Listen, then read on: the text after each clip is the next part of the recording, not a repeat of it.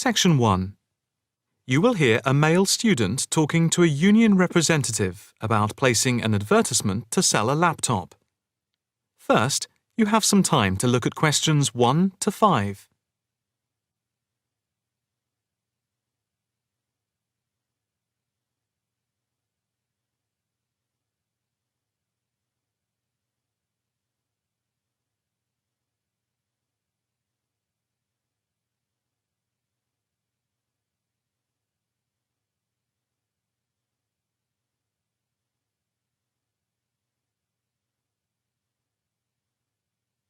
You will see that there is an example which has been done for you. On this occasion only, the conversation relating to this will be played first. Hi, I'm Debbie. How can I help? Hi, my name's David. I'm just looking to place an advertisement on the main union notice board to sell a laptop and a few accessories if that's possible. The answer is advertisement. So, advertisement has been written in the space. Now the test will begin. You should answer the questions as you listen, because you will not hear the recording a second time. Listen carefully and answer questions 1 to 5. Hi, I'm Debbie. How can I help? Hi, my name's David. I'm just looking to place an advertisement on the main union notice board to sell a laptop and a few accessories if that's possible. Sure, that's not a problem. I take it you are a member of the Students' Union? Yes, I am. Right then. I'll just get a form up. And as there is no one around and it looks as if it's going to be quiet for a while, I'll just type the details straight into the computer for you. Thanks very much. No problem. Shall we just title it Laptop for Sale? Yeah, okay. Can you describe it generally? Well, it's in very good condition. In fact, it's hardly been used. Why are you selling it, if I may ask? Well, I've got another one which is much lighter, and I don't really need two. I see. What weight is the one you're selling? It's 3.5 kilograms. That is heavy these days. Can you give more details about the one you want to sell? Right. Well, it's an Allegro, and it's got all the latest programs. Okay. What about the memory? The memory is only 0.5 gigabytes. And what about the screen size and the other features?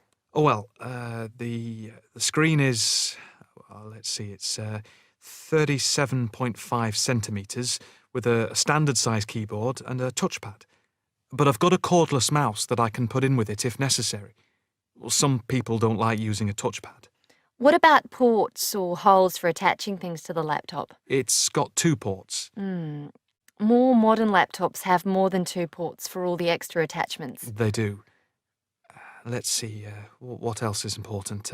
Oh yeah, the battery lasts for 2.5 hours, which is okay, but not enough for long train journeys. But one thing is that it's not wireless. Right, okay, not wireless. Before you hear the rest of the conversation, you have some time to look at questions 6 to 10.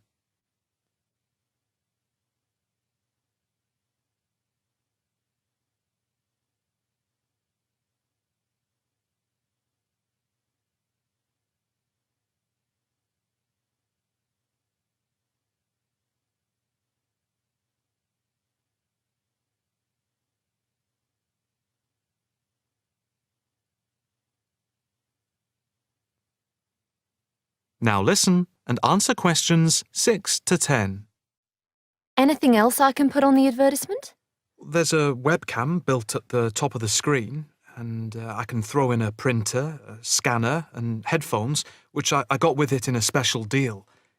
It also comes with its own case for carrying it around. Actually, the case is quite smart. I'm hoping these things will help it sell. They should do. Right, I think I've got all that. How much do you want for it? That I'm not sure about. It's worth about £900 to £1,000 new. Yeah, but you won't get that much if it's used, and even if it's in good condition. What about £500? I doubt if you'd get as much as that. More like £200 or £300. If you look at the notice board, there is one on there which is comparable to yours, and it's not more than about £250, I think. As little as that. I'm afraid so. Shall we say £300? OK, put that. Can I take some contact details for the advert? The name's David Bristow. Bristow.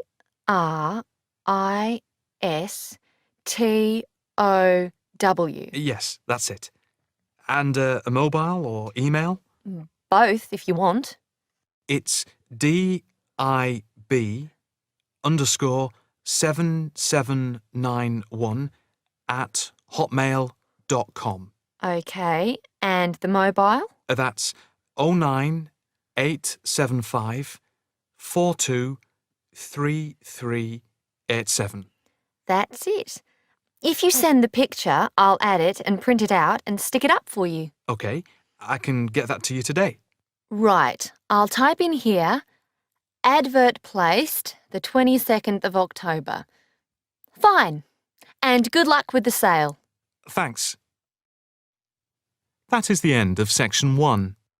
You now have half a minute to check your answers.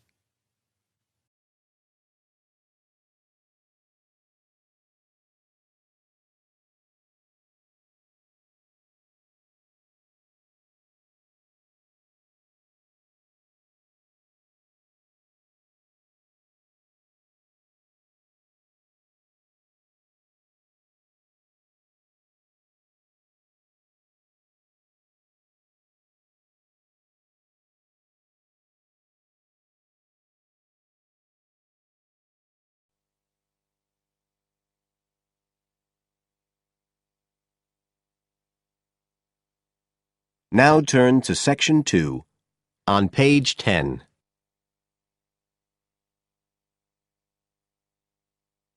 Section 2.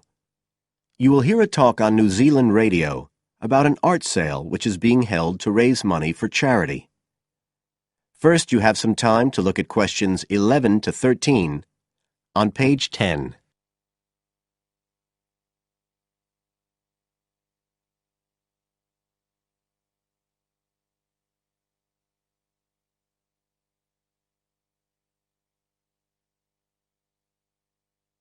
Now listen carefully and answer questions 11 to 13.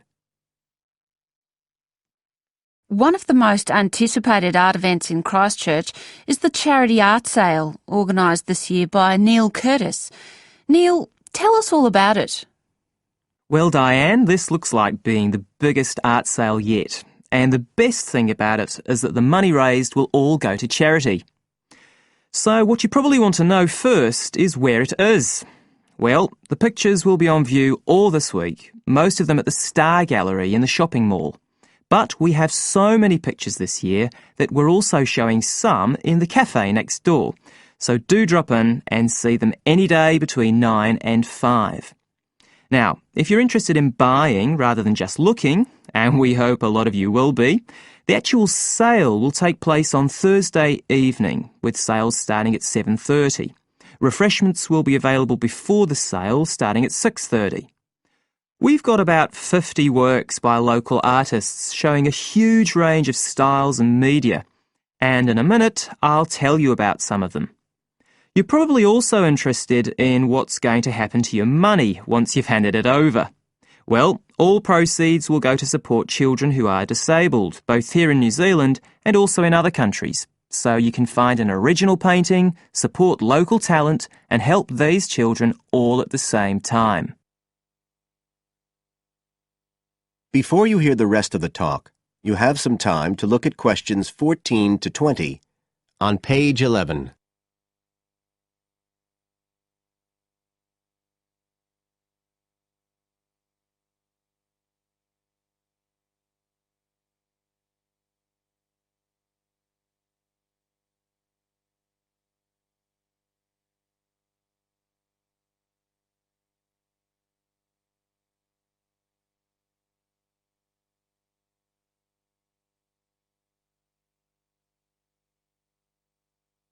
Now listen and answer questions 14 to 20. Now, let me tell you a bit about some of the artists who have kindly agreed to donate their pictures to the charity art sale. One of them is Don Studley, who has a special interest in the art sale because his 5-year-old daughter was born with a serious back problem. After an operation earlier this year, she's now doing fine, but Don says he wants to offer something to help other less fortunate children. Don is totally self-taught and says he's passionate about painting. His paintings depict some of our New Zealand birds in their natural habitats. One relative newcomer to New Zealand is James Chang, who came here from Taiwan 9 years ago at the age of 56. Mr. Chang had 13 exhibitions in Taiwan before he came to live here in Christchurch, so he's a well-established artist, and art has been a lifelong passion for him. His paintings are certainly worth looking at. If you like abstract pictures with strong colour schemes, you'll love them. Natalie Stevens was born in New Zealand, but has exhibited in China, Australia and Spain. As well as being an artist, she's a website designer. She believes art should be universal, and her paintings use soft colours and a mixture of media. Most of her pictures are portraits, so watch out, some of them may even be friends of yours. And then we have Christine Shin from Korea. Christine only started to learn English 2 years ago when she arrived in New Zealand, but she's been painting professionally for over 10 years, and she sure knows how to communicate strong messages through the universal language of art. She usually works from photographs and paints delicate watercolours, which combine traditional Asian influences with New Zealand landscapes, giving a very special view of our local scenery. Well, that's all I have time to tell you now, but as well as these 4, there are many other artists whose work will be on sale, so do come along on Thursday. We accept cheques, credit cards or cash. And remember, even if you don't buy a picture, you can always make a donation. That is the end of section 2. You now have half a minute to check your answers.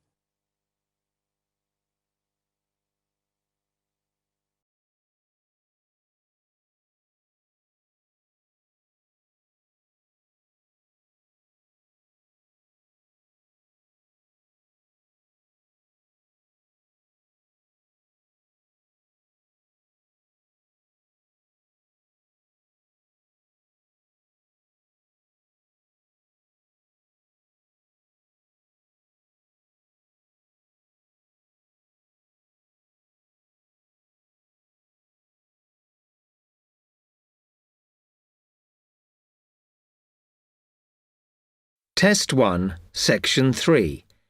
You will hear 2 students, Jenna and Marco, discussing a business studies project they have to do. You now have 15 seconds to read questions 21 to 24.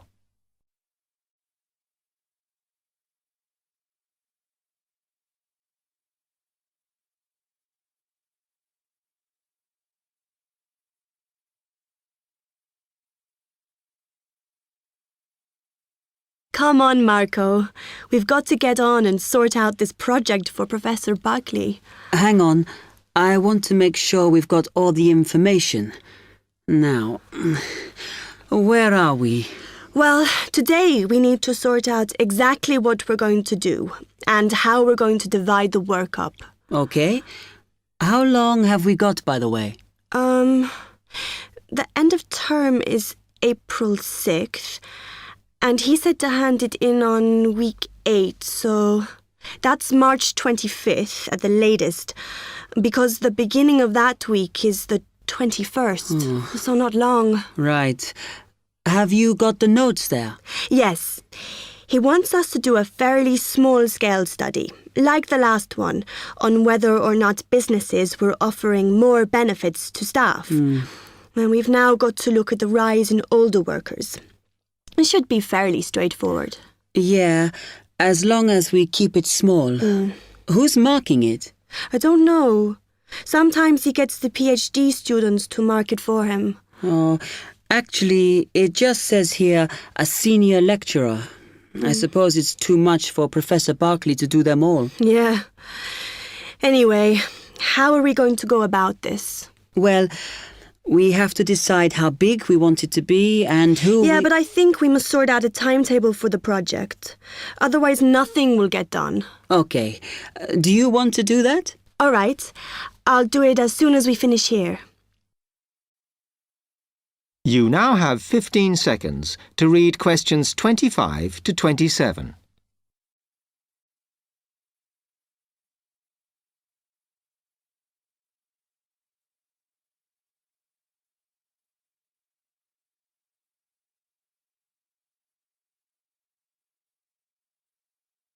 Okay.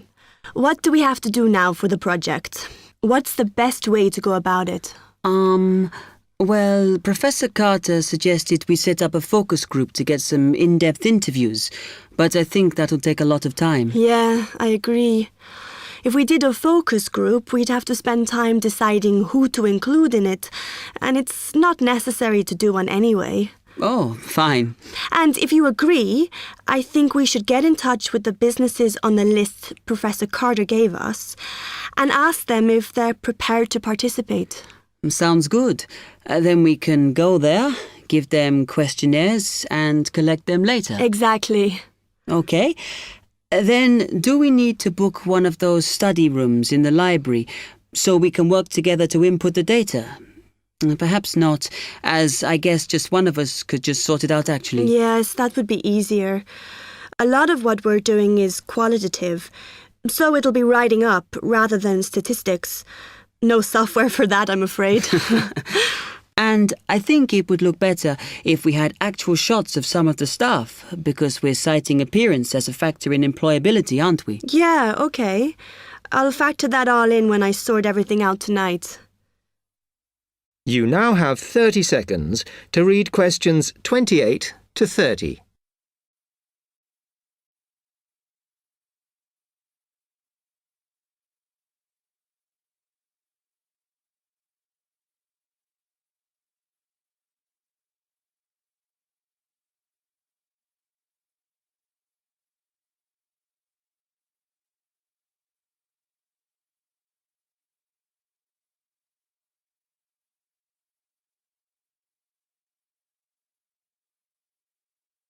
I'm glad we decided to work together.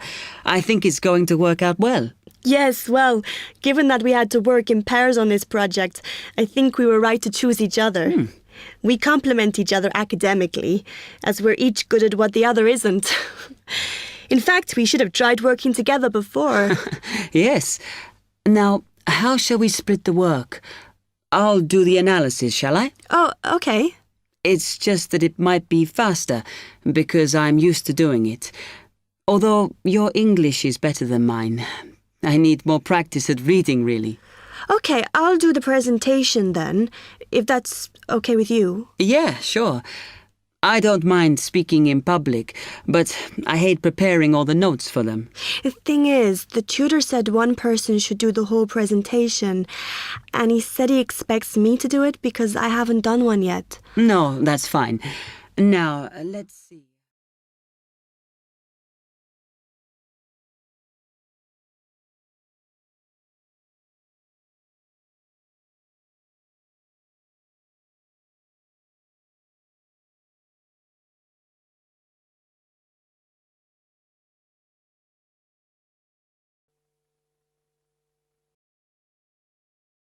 Now, turn to Section 4. Section 4.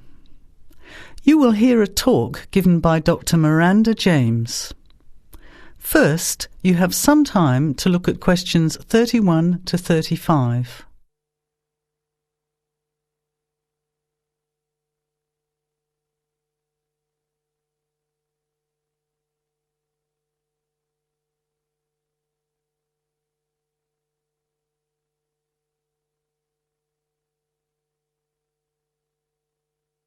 Now, listen carefully to the talk and answer questions 31 to 35. Good afternoon, everybody, and welcome to the first in a series of talks we have arranged for the Overseas Students Association this semester. Dr. James has very kindly agreed to speak to us today on the topic of public speaking, and judging from the large numbers of you here, it's clearly a subject of great interest and relevance. Dr. James. Hello. It's good to see so many of you here, and hopefully what I'm going to tell you will be useful to you both here at the university and in your future employment. Many people avoid speaking publicly, by which I mean in front of, say, 10 or more people. Not because they lack the ability, but mainly because they lack confidence, which is really only due to lack of practice. Today, as a consequence of the influence of television, audiences expect speakers to be relatively brief and to the point, in addition to being well-informed and interesting or entertaining. Probably the most important part of public speaking is what you do beforehand, by which I mean preparation. This includes practical details, such as knowing precisely what your topic is and exactly how long you are expected to talk for. You should also plan the content thoroughly. A good strategy is to write out the content as you intend to say it, and then make brief notes, preferably on small cards, which you use to talk from. This way you sound more natural. You incorporate pauses while you look at your notes, and you can then look at your audience while you are speaking. Never read your speech without looking at the audience. Eye contact is a very important part of communicating with an audience. So deliberately move your head and look around at your audience. Pauses are important, as most people, when they are nervous, tend to rush through their speech. Now you have some time to look at questions 36 to 40.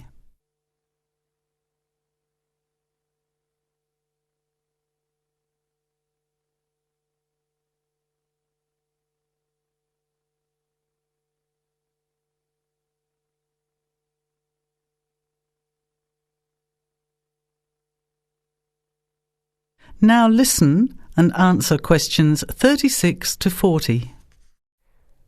Practice speaking slowly. This gives you more time to pronounce your words correctly. It's always easier for your audience to listen to someone whose speaking is clear and calmly paced, so that they can understand the ideas being explained. And the bigger the group, the more slowly you should speak. Remember to project your voice, speaking clearly to the person furthest away from you. It's a good idea to rehearse and record yourself. Pay attention to your intonation when you listen to yourself. It's even harder if you're speaking in a second language, I would imagine. But there's nothing worse than listening to a flat, monotonous voice. So try to vary your tone and rhythm. This will add meaning to your words. Lastly, pay attention to both your posture and your gestures.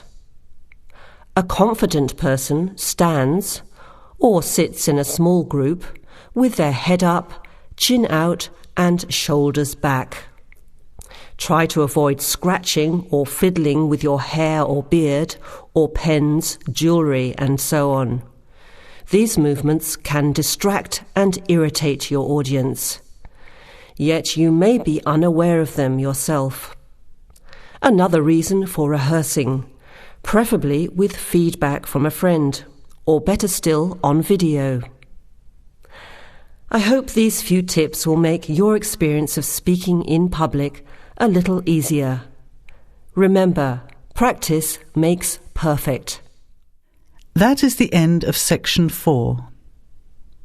You now have half a minute to check your answers.